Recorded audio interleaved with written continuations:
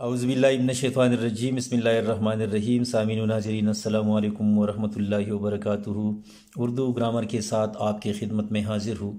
آپ سے گزارش ہے کہ اس چینل کو سبسکرائب کریں، آج کی ویڈیو کو لائک کریں اور ساتھ ساتھ یہ ویڈیو آخر تک دیکھیں تاکہ آج کی عنوان کے حوالے سے تمام باتیں آپ کی سمجھ میں اچھی طرح آ جائے۔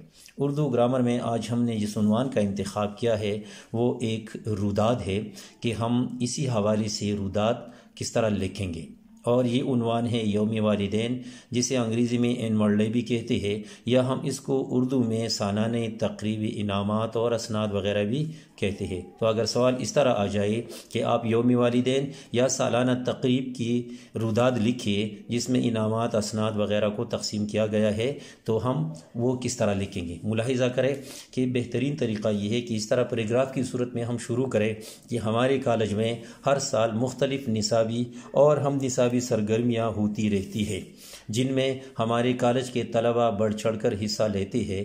ان سرگرمیوں میں بعض کا تعلق سبق سے ہوتا ہے اور بعض کا تعلق بزم ادب، کھیل، معلومات وغیرہ سے ہوتا ہے۔ ان تقریبات میں سے ہر سال ایک تقریب ایسی بھی ہوتی ہے جو تقریباً کالج کے سال بھر کی سرگرمیوں کا خلاصہ اور نچوڑ ہوتی ہے۔ اسے ہم یوم والدین یا سالانہ تقریبی انعامات و اسناد کہتے ہیں، کیونکہ اس میں اہم اور سرکردہ مہمانوں کے علاوہ والدین بھی شرکت کرتے ہیں اور سال بھر میں اچھی کارکردگی کا مظاہرہ کرنے والے طلباء کو مختلف قسم کی اسناد اور انعامات سے نوازا جاتا ہے۔ حسب سابق ہمارے کالج میں اس سال بھی یوم والدین یا سالانہ تقریبی اسناد و انعامات بڑے پرجوش انداز میں بڑے سلیقے کے ساتھ منائی گئی۔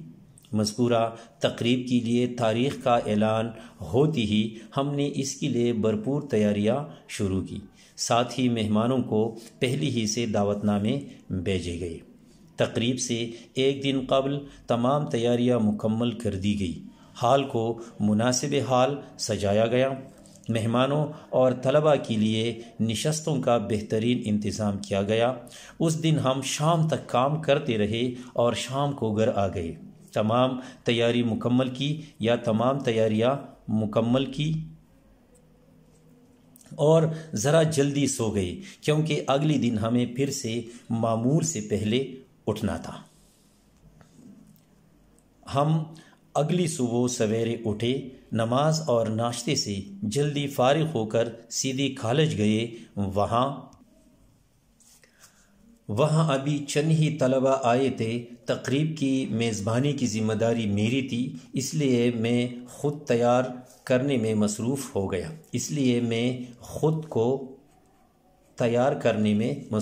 گیا۔ ٹھیک 9 بجے تمام مہمانوں اور طلباء کو اپنی اپنی نشستوں پر بٹھانے کے بعد تلاوت قرآن پاک کے ساتھ تقریب کا باقاعدہ آغاز ہوا۔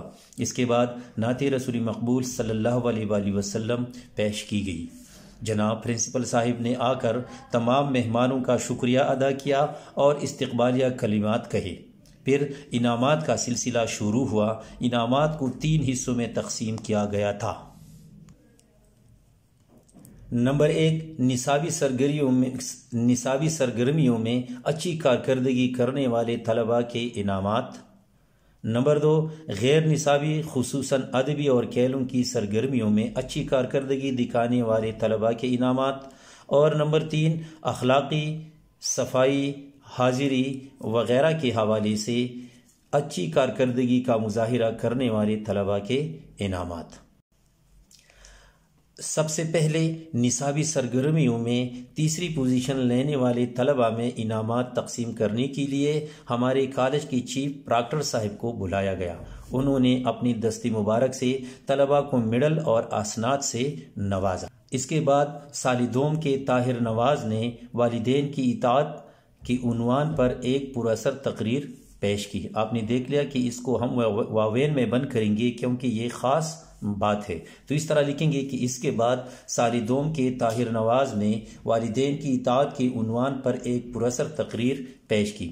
پھر سال اول و دوم کے چند طلباء نے ایک نغمے کی صورت میں والدین کو خراج عقیدت پیش کیا۔ اس کے بعد ہمارے علاقے کے ایک فلاحی ادارے کے ایک عوامی شخص کو اظہار خیال کے لیے بلایا گیا، جنہوں نے تعلیم، طلبہ اور والدین کی ذمہ داریوں پر سیر حاصل گفتگو فرمائی۔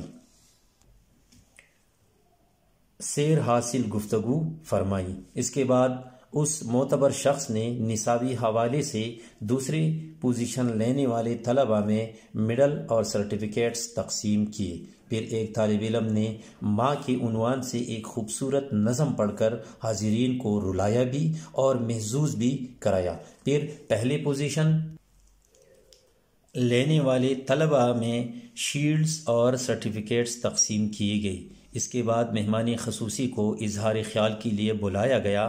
انہوں نے ملک و قوم کی تعمیر و ترقی میں نوجوانوں کا کردار، یہ ایک عنوان ہے تو آپ اس کو واویل میں بند کریں گے تو اس طرح لکھیں گے کہ انہوں نے ملک و قوم کی تعمیر و ترقی میں نوجوانوں کا کردار کے عنوان پر بہترین تقریر کی، جس سے موجود نوجوان طلبہ بہت متاثر ہوئے، اور سب سے بڑھ کر یہ کہ ان کو اپنا مقام اور حیثیت معلوم ہو گئی۔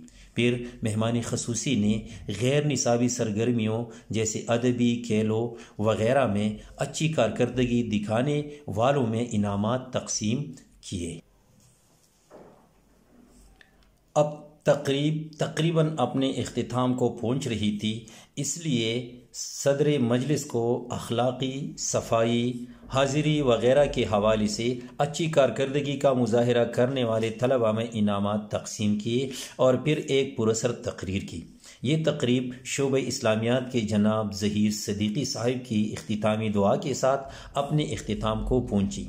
مہمانوں کی خاطر تواضع کی گئی اور ہم خوشی خوشی اپنے گھروں کو رخصت ہو گئی۔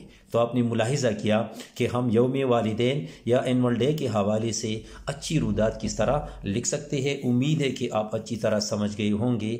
آئندہ کسی نئے عنوان تک اجازت دیجیے۔ اللہ حافظ۔